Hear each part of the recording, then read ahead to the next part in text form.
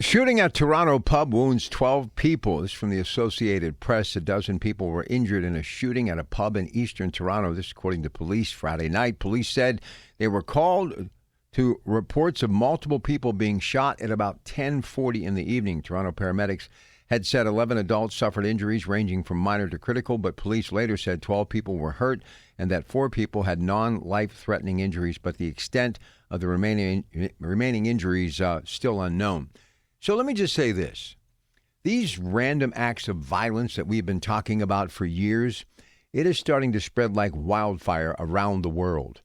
Why are so many people just so angry and so quick to go to the gun?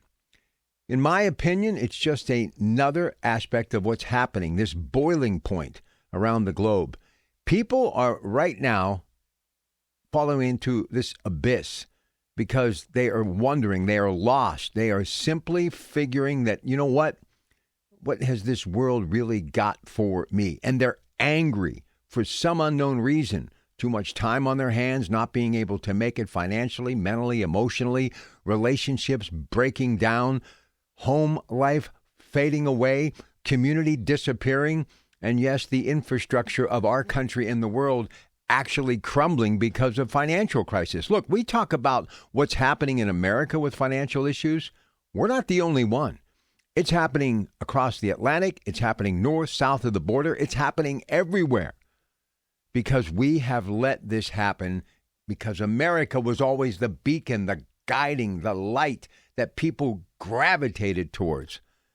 But now that we continue to sputter, a lot of the rest of the world is sputtering too. And I think it's one of the reasons why we are trying to get back on point to make this country better so it will in turn make the globe better.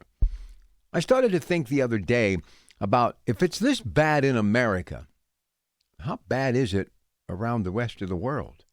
I mean, let's face it. You know, we have our 333 million and some change as far as citizenship in this country. But look at other places like China where there are billions of people. And, you know, that pandemic not only crippled our economy, but it hurt a lot of other economies, too.